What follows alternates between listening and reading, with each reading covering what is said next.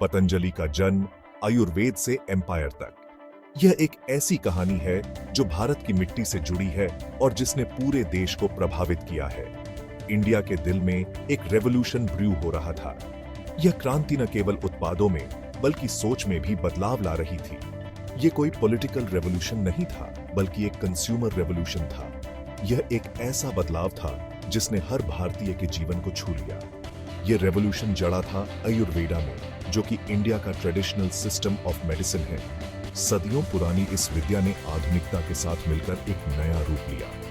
इस रेवोल्यूशन में सबसे आगे था पतंजलि आयुर्वेद, एक कंपनी जो कि बहुत ही हम्बल बिगिनिंग से उठकर $1 बिलियन एम्पायर बन गया। यह एक ऐसी यात्रा थी जिसने छोटे से बड़े तक का सफर तय किया। पतंजलि की कहानी एम्बिशन, इनोवेशन और इंडियन कल्चर के साथ एक डीप कनेक्शन की कहानी है। यह एक ऐसी कहानी है जो हर भारतीय के दिल को छूती है।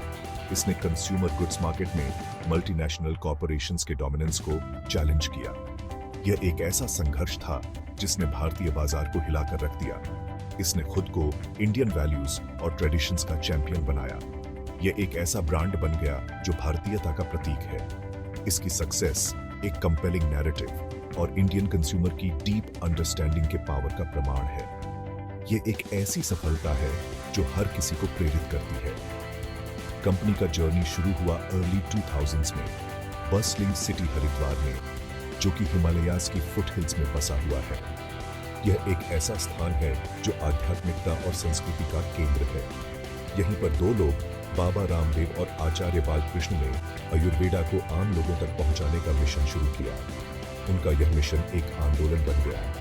उनका विजन क्लियर था, अफोर्डेबल और हाई क्वालिटी आयुर्वेदिक प्रोडक्ट्स बनाना जो कि सभी तरह के कंज्यूमर्स को पसंद आए। यह एक ऐसा विजन था जिसने हर भारतीय को प्रभावित किया।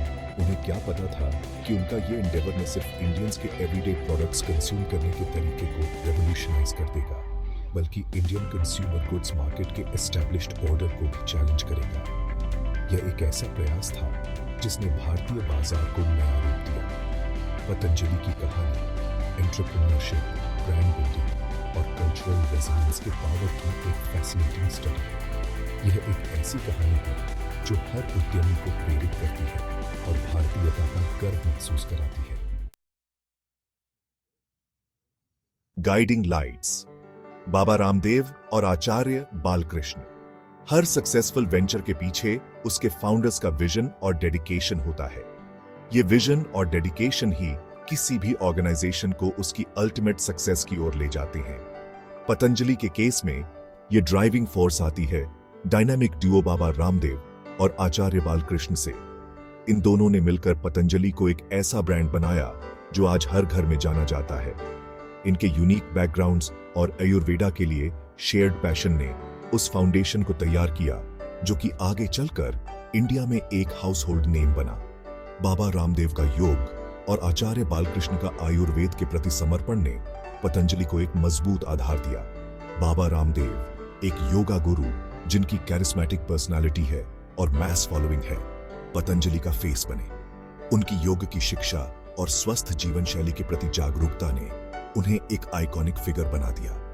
उनके टेलीवाइज्ड योगा सेशंस को लाखों लोगों ने देखा, जिससे वो एक हाउस होल्ड नेम बन गए और उन्हें नेशन में अनपैरेलल्ड रीच मिली। उनकी योग की शिक्षा ने न केवल भारत में बल्कि विश्व भर में लोगों को प्रभावित किया। ये पॉपुलैरिटी आयुर्वेदा के लिए उनकी एडवोकेसी के साथ नेचुरली एक्सटेंड हुई पतंजलि के प्रोडक्ट्स तक। बाबा रामदेव ने आयुर्वेदिक उत्पादों की महत्ता को जन जन तक पहुंचाया और लोगों को केमिकल फ्री जीवन शैली अपनाने के लिए प्रेरित किया। वहीं दूसरी तरफ आचार्य बालकृष्ण अपने साथ आयुर्वेदा का डीप नॉलेज और बिजनेस एक्यूमेन लेकर आए। उन्होंने आयुर्वेद के प्राचीन ज्ञान को आधुनिक व्यापारिक दृष्टिकोण के साथ जोड़ा। उन्होंने बिजनेस के ऑपरेशनल एस्पेक्ट्स पर ध्यान दिया, प्रोडक्ट्स की क्वालिटी इंश्योर करी और कंपनी के मैन्युफैक्चरिंग और डिस्ट्रीब्यूशन नेटवर्क्स के एक्सपेंशन को ओवरसी किया।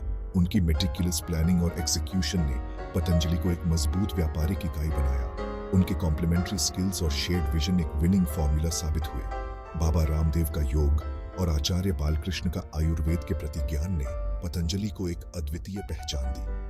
बाबा रामदेव का कैरिस्मा और मैस अपील, आचार्य बालकृष्ण के बिजनेस एक्यूमेन और आयुर्वेदा में एक्सपर्टीज के साथ मिलकर एक पावरफुल सिनर्जी क्रिएट करते थे जो कि पतंजलि के ग्रोथ को प्रोपेल करती थी। इस सिनर्जी ने पतंजलि को एक अनपैरेलल्ड सक्सेस दिलाई।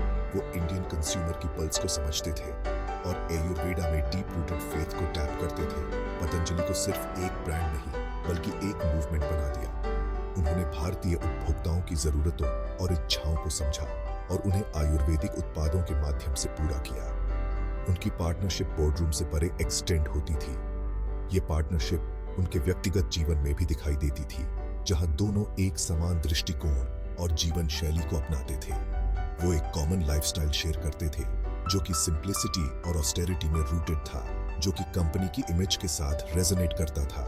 उनकी सादगी और संयमित जीवन शैली ने पतंजलि की विश्वसनीयता को और भी बढ़ाया। ये ऑथेंटिसिटी पतंजलि के सक्सेस के लिए की थी क्योंकि इसने कंज्यूमर्स के साथ ट्रस्ट और क्रेडिबिलिटी बिल्ड करी, जो कि मल्टीनेशनल कॉर्पोरेशंस और उनके ऑफ्टन क्वेश्चनेबल प्रैक्टिसेस से डिसइल्यूजनड हो चुके थे।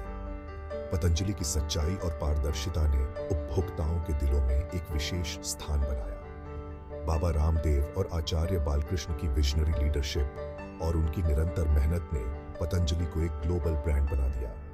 उनकी फ्यूचर प्लान्स और स्ट्रैटेजीज ने पतंजलि को एक सस्टेनेबल और इनोवेटिव कंपनी के रूप में स्थापित किया। आज पतंजलि के प्रोडक्ट्स हर स्टोर शेल्फ पर दिखाई देते हैं और कंज्यूमर्स उन्हें बड़े विश्वास के साथ खरीदते हैं। ये सब बाबा रामदेव और आचार्य बालकृष्ण की डेडिकेशन और विजन का परिणाम है। हम्बल बिगिनिंग्स, पतंजलि आयुर्वेद की नींव। पतंजलि आयुर्वेद के सीड्स बोए गए थे अर्ली 2000s में, जब एक विजन ने जन्म लिया। शुरुआत हुई एक छोटी सी फार्मेसी से हरिद्वार में, जहां से एक बड़े मूवमेंट की शुरुआत हुई। इनिशियल फोकस था अफोर्डेबल आयुर्वेदिक मेडिसिन को मैसेज तक पहुंचाना, ताकि हर व्यक्ति को इसका लाभ मिल सके।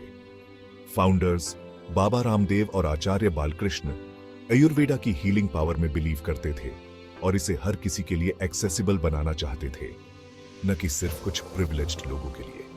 उनका मानना था कि आयुर्वेदिक चिकित्सा हर व्यक्ति का अधिकार है। हालांकि ये जर्नी चैलेंजेस के बिना नहीं था। हर कदम पर नई चुनौतियां सामने आती रही। मार्केट में एस्टैब्लिश्ड प्लेयर्स का डोमिनेंस था, डोमेस्टिक और इंटरनेशनल दोनों, जिनके पास डीप पॉकेट्स और एक्सटेंसिव डिस्ट्रीब्यूशन नेटवर्क्स थे। ये कंपनियां पहले से ही बाजार में अपनी पकड़ बनाए हुए थी। पतंजलि अपने नेसेंट स्टेज में लिमिटेड रिसोर्सेज थे और कंपेटिटिव कंज्यूमर गुड्स मार्केट में फुटहोल्ड गेन करने के लिए एक अपहिल बैटल फेस कर रहा था। यह एक कठिन संघर्ष था, लेकिन फाउंडर्स ने हार नहीं मानी। अनडिटर्ड, फाउंडर्स ने परसिवियर किया, अपने विजन और अपने प्रोडक्ट्स में बिलीफ से ड्रिवन होकर। उन्होंने अपने सपने को साकार करने के लिए कड़ी मेहनत की। उन्होंने कंपनी के लिए एक स्ट्रॉन्ग फाउंडेशन बिल्ड करने पर फोकस किया, क्वालिटी और अफोर्डेबिलिटी पर एम्फसाइज करते हुए।